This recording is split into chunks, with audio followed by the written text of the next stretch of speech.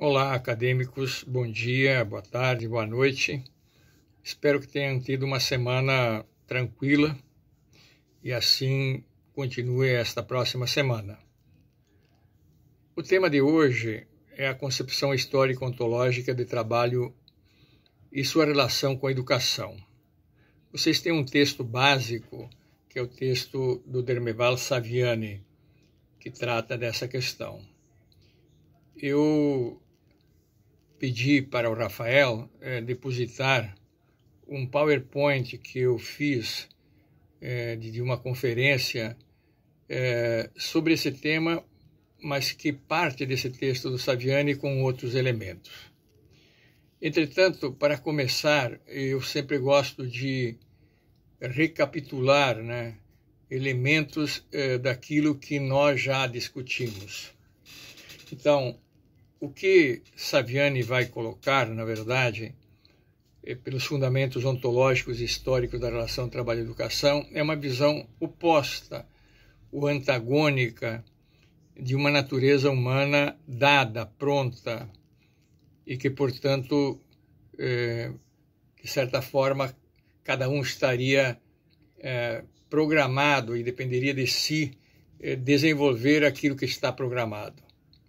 Essa foi a discussão que nós tivemos sobre os pressupostos liberais de natureza humana e suas consequências na educação. Lembram vocês que, para Hobbes, a natureza humana era, por excelência, destrutiva e, portanto, teria que ter elementos de coerção para que existisse o convívio entre as pessoas.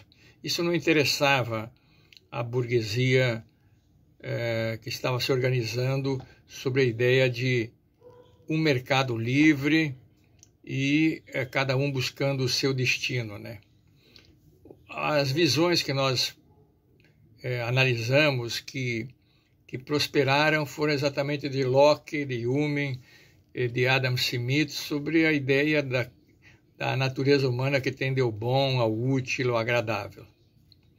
Para Rousseau, que tem grande influência depois no pensamento educacional, o ser humano nasce bom, a sociedade o corrompe. Evidentemente, ele já tinha aí presente o que era a sociedade sob sua forma de sociedade antiga, sob a escravidão, a sociedade medieval com o trabalho servil e escravos, e o capitalismo nascente com a dominação do capital sobre o trabalhador.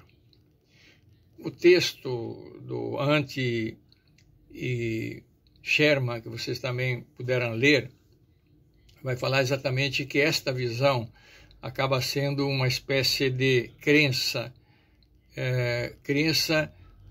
naquilo que é uma natureza humana sem história. Hoje, então, nesse texto do Saviani, que eu vou tomar alguns elementos, mas também completar com alguns exemplos, etc., o texto, na verdade, tem 3 movimentos. No primeiro movimento, vai tratar exatamente da perspectiva ontológica e histórica do ser humano. Ontológica, que é inerente ao ser humano, e histórica, porque o ser humano é um ser histórico, um ser que se produz na sociedade historicamente, ele não nasce pronto, como o próprio texto vai dizer. E neste movimento da relação, da compreensão ontológica do ser humano e histórica, o Saviani vai fazê-lo na sua relação com a escola. E em 3 movimentos, como eu dizia. Num primeiro movimento, uma unidade entre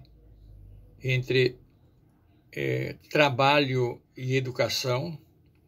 Um segundo momento, com o início da própria sociedade capitalista e a divisão do trabalho, uma separação entre trabalho e educação. E, finalmente, um terceiro movimento que o texto faz, que é de novamente a necessidade de uma unidade, de uma relação unitária entre trabalho e educação.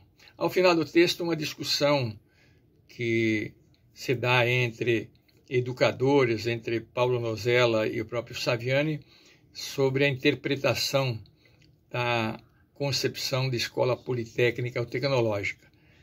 Na verdade, é interessante vocês lerem, mas, digamos, não é o fundamental para entender esse texto. Então, o primeiro ponto interessante é de que o próprio Saviani coloca aí no texto, é de que no início da humanidade, o processo do ser humano produzir os seus meios de vida e o processo de aprender pela experiência, pela repetição, pelo erro, estão juntos. E aí o Saviani situa ali no texto a seguinte citação. Se a existência humana não é garantida pela natureza, não é uma dádiva natural, mas tem que ser produzida pelos próprios seres humanos, pelos próprios homens, sendo, pois, um produto do trabalho. Isto é, significa que o homem não nasce humano, ele se forma humano. Ele não nasce sabendo produzir-se como homem. É necessário que ele aprenda a ser humano. Precisa aprender a produzir a sua própria existência. Portanto, a produção do ser humano é, ao mesmo tempo, a formação do ser humano. Isto é um processo educativo. Por isso que Saviani situa, que a origem da educação coincide, nesse sentido, com a origem do próprio ser humano. É interessante, que, diferente da ideia de que o ser humano é humano porque pensa, Anaxágoras já afirmava, esse pensador grego, 500 anos antes da era cristã, dizia que o homem pensa porque tem mãos. Ali no PowerPoint que eu passei para vocês, vocês vão ver uma figura de um ser humano aí primevo, buscando a sua subsistência com os frutos. O ser humano, por longos anos, por longos séculos, foi um ser humano coletor, buscava o que a natureza lhes dava. Ao lado vocês têm uma figura de uma pessoa plantando, cultivando. Já é um processo em que o ser humano precisa mais do que a natureza lhes dá. E, portanto, ele planta, ele projeta, etc.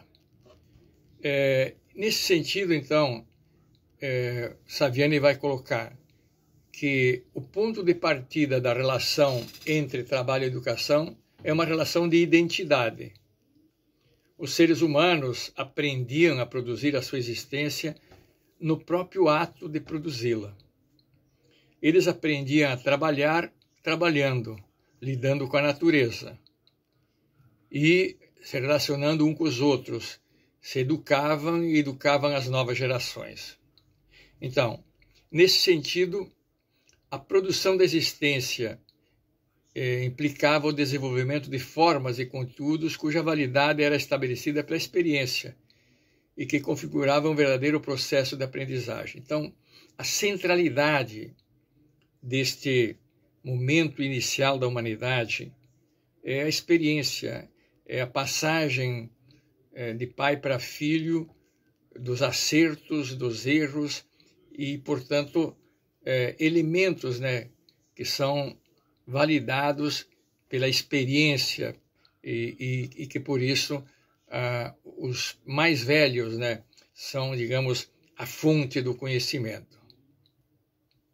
Mas com o desenvolvimento da produção teve como consequência a divisão do trabalho, a luta pela apropriação do excedente, como nós vimos, e o surgimento da propriedade privada da terra, da dominação de uma classe sobre as outras, e como vimos nas aulas anteriores.